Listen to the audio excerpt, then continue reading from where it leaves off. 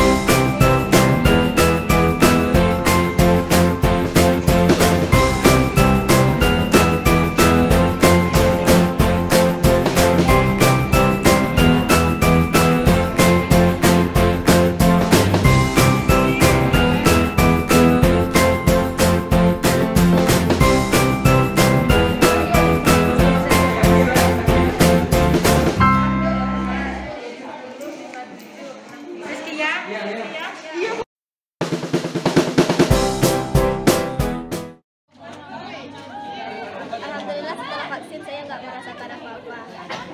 Alhamdulillah saya sudah divaksin dan vaksin itu aman dan baik bagi tubuh saya.